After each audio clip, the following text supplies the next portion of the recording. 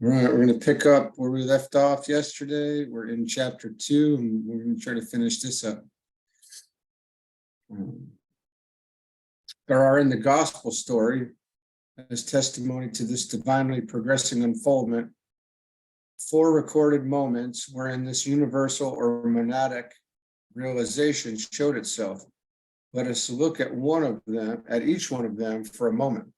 There is first of all his statement to his parents in the temple, "Wist ye know not that I must be about my Father's business?" When he was asking that question. We should note here that he was 12 years old at the time, and therefore the work with which he had been occupied as a soul was finished.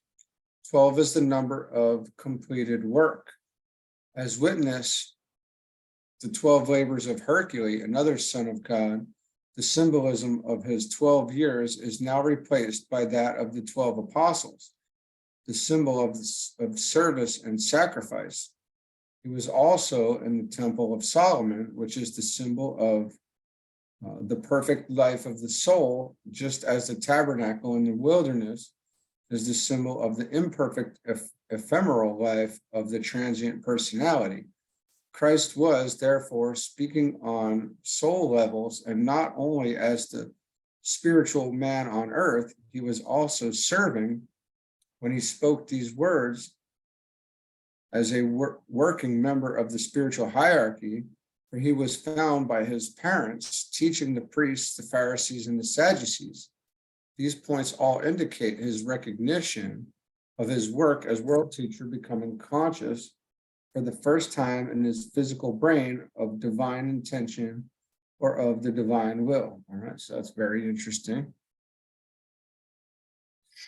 Next comes his statement to his disciples, "I must go up to Jerusalem," after which we read that he steadfastly set his face to go to that city. This was the intimation to them that he now had a new objective. The only place of complete peace, which is the meaning of the name Jerusalem, is the center where the will of God is known. The spiritual hierarchy of our planet, the invisible church of Christ, is not a center of peace, but a very vortex of loving activity, the meeting place of energies coming from the center of the divine will and from humanity, the center of divine intelligence. Christ had oriented himself to that divine center, which has, in the ancient scriptures, been called the place of serene determination and of poised, quiescent will. This statement marked a point of crisis and of determination in the life of Christ and proved his progress towards divine fulfillment. Then in the Garden of Gethsemane, he said, "Father, not my will, but thine be done," thus indicated his realization of divine destiny. The meaning of these words is not, as is so often stated by Christian theologians, a statement of acceptance of pain and of an unpleasant future and of death. It was an exclamation evoked surely by his realization of the universal implications of his mission and the intense focusing of his life in a universal sense. The Gethsemane experience was an experience uniquely possible only to those sons of God who have reached his rare point in evolution. It had no real relation to the crucifixion episode, as the Orthodox commentators emphasize. The final words of the Christ to his apostles were, "Lo, I am with you all the days, even unto the end of the age," or cycle. The important word is end. The word used is the Greek syntelele, which means the end of the time period, with another immediately following after, what would be called the end of a cycle. In Greek, the final end is another word, telos. In Matthew 24, but the end is not yet. The other word telos is used for it means the end of the first period has not yet been reached. Here he was speaking as the head of the spiritual hierarchy and expressing his divine will at one now with the will of God to inform and pervade continuously the world of men with his overshadowing consciousness. It was a tremendous affirmation sent forth upon the energy of his developed will, his all-inclusive love, and his intelligent mind. This affirmation has made all things possible. So, pretty interesting there. It was also to the magnetic power of the will that Christ referred when he said, I, if I be lifted up, will draw all men unto me. This had no reference to the crucifixion, but to the magnetic will of the Christ to draw all men through the life of the indwelling Christ in every heart out of the world of material values into the world of spiritual recognitions. It did not relate to death, but to life. It had no reference to the cross, but to the resurrection. In the past, the keynote of the Christian religion has been death, symbolized for us in the death of Christ and much distorted by St. Paul in his effort to blend the new religion which Christ brought with the old blood religion of the Jews. In the cycle which Christ will inaugurate after his reappearance, the goal of all the religious teaching in the world,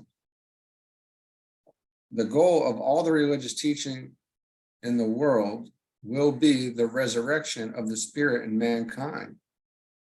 The emphasis will be upon the livingness of the Christ nature in every human being and upon the use of the will in bringing about this living transfiguration of the lower nature. The proof of it will be the risen Christ. This way of resurrection is the radiant way, the lighted way, which leads from one great expression of divinity in man to another. It is the way which expresses the light of the intelligence, the radiant substance of true love, and the inflexible will which permits of no defeat or withdrawal. Oh, my dang painting fell back there. These are the characteristics which will be declarative of the kingdom of God. Sorry, I didn't mean to. I just looked back there and I realized that my that metal painting came off the magnets. Today, humanity stands at a peculiar and unique middle point between an unhappy past and a future which is full of promise if the reappearance of the Christ is recognized and preparation for his coming is undertaken. The present is full of promise and also full of difficulty in the hands of human beings today. And in the immediate present lies the destiny of the world. And if it may be reverently said, the immediate activity of the Christ, the agony of the war and the distress of the entire human family led Christ in the year 1945 to come to a great decision, a decision which found expression in two most important statements. He announced to the assembled spiritual hierarchy and to all his servants and disciples on earth that he had decided to emerge again into physical contact with humanity if they would bring about the initial stages of establishing right human relations. Secondly, he gave to the world, for the use of the man in the street, one of the oldest prayers ever known, but one which hitherto had not been permitted to be used except by the most exalted spiritual beings. He used it himself for the first time, we are told, at the time of the full moon of June 1945, which is recognized as the full moon of the Christ, just as the full moon of May is that of the Buddha. It was not easy to translate these ancient phrases, so ancient that they are without date or background of any kind, into words, but it has been done, and the great invocation, which may eventually become the world prayer, was pronounced by him and taken down by his disciples. It has been translated as follows. This is interesting because it is Christmas Eve, and I didn't realize there was even I had forgotten that there was a point here where we actually read this. So this is kind of cool. From the point of light within the mind of God, let light stream forth into the minds of men. Let light descend on earth. From the point of love within the heart of God, let love stream forth into the hearts of men. May Christ return to earth. From the center where the will of God is known, let purpose guide the little wills of men, the purpose which the masters know and serve. From the center which we call the race of men, let the plan of love and light work out, and may it seal the door where evil dwells. Let light and love and power restore the plan on earth. And that's that is the great invocation. Its extraordinary potency can be seen in the fact that hundreds of thousands of people are already using it day by day and many times a day. It is 1947 translated into 18 different languages and used by people in all those languages. In the jungles of Africa, groups of natives are using it, and it can be seen on the desks of the great executives in our major cities. It goes forth over the radio in Europe and in America, and there's no country or island in the world where its use is unknown. All this has taken place in the space of 18 months. Yeah, that's very interesting.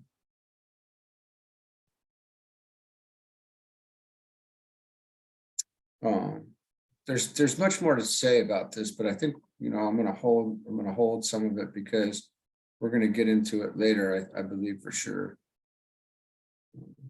The new invocation, if given widespread distribution, can be to the New World religion what the Lord's Prayer has been to Christianity and the 23rd Psalm has been to the spiritually minded Jew. There are three approaches to this great prayer or invocation. First is that of the general public. The second is that of the esotericists or of the aspirants and disciples of the world. And the third is that of the members of the hierarchy.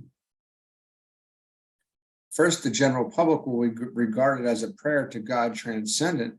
This will not recognize him yet as imminent in his creation. They will send it forth on the wings of hope for light and love and peace, for which they ceaselessly long. They will also regard it as a prayer for the enlightenment of all rulers and leaders in all groups who are handling world matters, as a prayer for the inflow of love and understanding among men, so that they may live in peace with one another, as a demand for the working out of the will of God, a will of which they can know nothing and which ever seems to them so inscrutable and so all-inclusive that their normal reaction is patience and a willingness to refrain from questioning. Also as a prayer for the strengthening of human responsibility in order that the recognized evils of today, which so distress and trouble mankind, may be done away with, and some vague source of evil may be harnessed.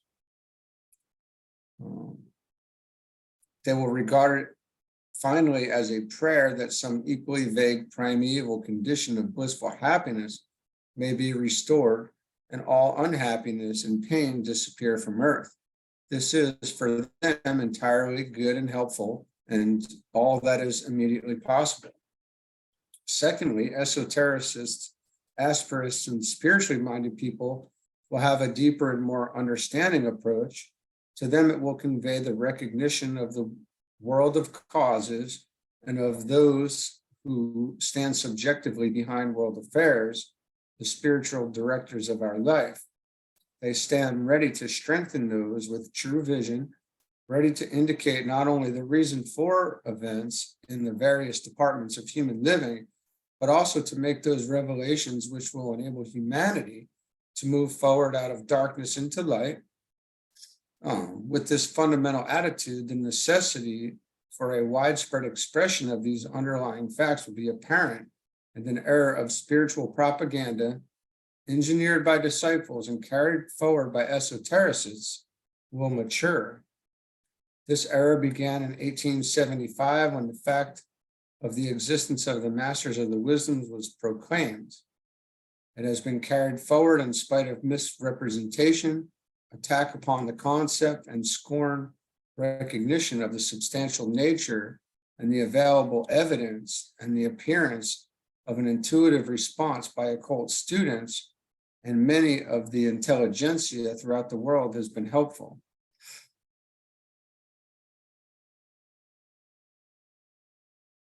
So recognition of the substantial nature and of the available evidence and the appearance of an intuitive response by occult students and the intelligentsia has been helpful. A new type of mystic is coming to be recognized. He differs from the mystics of the past by his practical interest in current world affairs and not in religious and church matters only. He is distinguished by his lack of interest in his own personal development, by his ability to see God imminent in all faiths and not just in his own particular brand of religious belief, and also by his capacity to live his life in the light of the divine presence. All mystics have been able to do this to a greater or lesser degree, but the modern mystic differs from those in the past in that he is able to clearly to indicate to others the techniques of the path. He combines both head and heart, intelligence and feeling, plus an intuitive perception hitherto lacking. The clear light of the spiritual hierarchy now illumines the way of the modern mystic, and not simply the light of his own soul. This will be increasingly the case.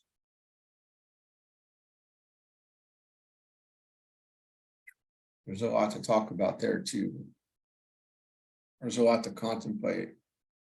There's so much to learn in this, especially if this is the first time that we're really hearing about the spiritual hierarchy. But this, this is a good place to, this is a good manner in which to first hear about it, because it'll be expanded on. It's expanded on here, and as the teachings progress, they're expanded on in the rest of the teachings as well. So, thirdly, both of these groups, the general public and the world aspirants, in their varying degrees, have among them those who stand out from the general average as possessing a deeper insight and understanding. They occupy a no man's land, intermediate on the one hand between the masses and the esotericists, and on the other between the esotericists and the members of the hierarchy. Forget not, they also use this great invocation, and that not a day goes by that the Christ himself does not sound it forth. On the surface, the beauty and the strength of this invocation lie in its simplicity and in its expression of certain central truths which all men innately and normally accept. The truth of the existence of a basic intelligence to whom we vaguely give the name of God, the truth that behind all outer seeming, the motivating power of the universe is love. The truth that a great individuality came to earth, called by Christians to Christ, and embodied that love so that we could understand. The truth that both love and intelligence are effects of what is called the will of God. And finally, the self-evident truth that only through humanity itself can a divine plan work out. And, these are all,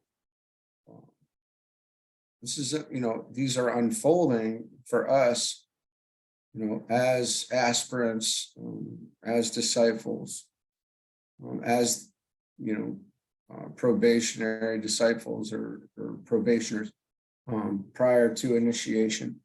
But on the surface, the beauty and the strength of this invocation will lie in its simplicity So we're still talking about what the general public and the world aspirants in their varying degrees will come to.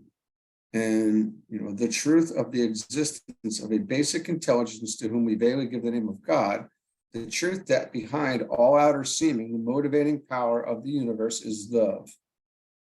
Right. And I want to say that that's initially recognized that it's coming from us, and it's flowing through us, and we are love.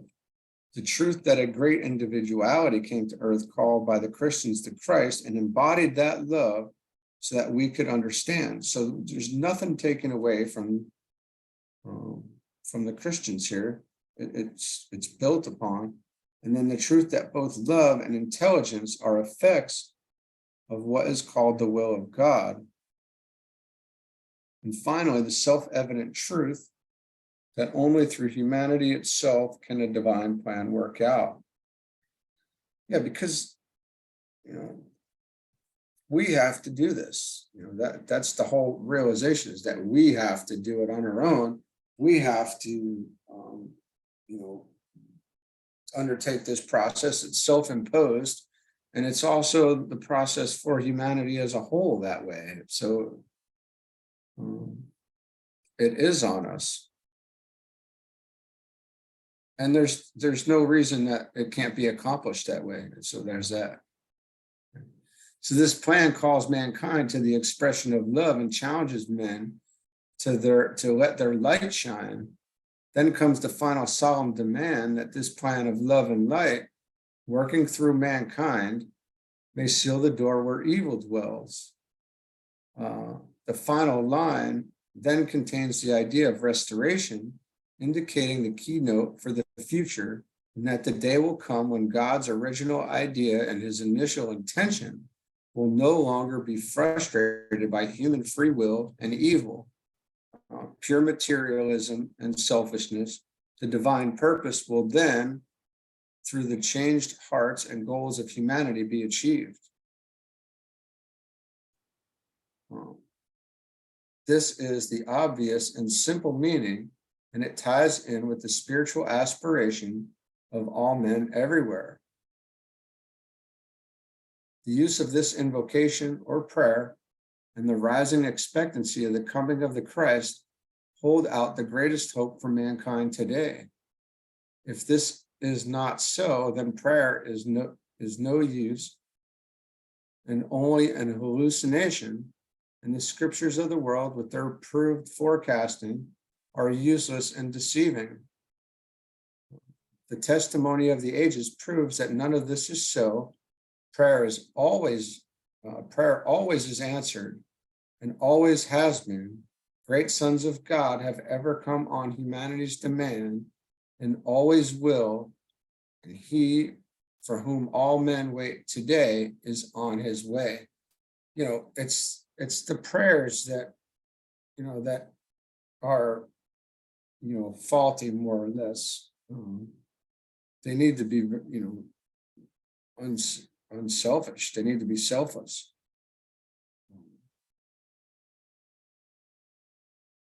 And that's the end of chapter 2. So we will, that was short for today.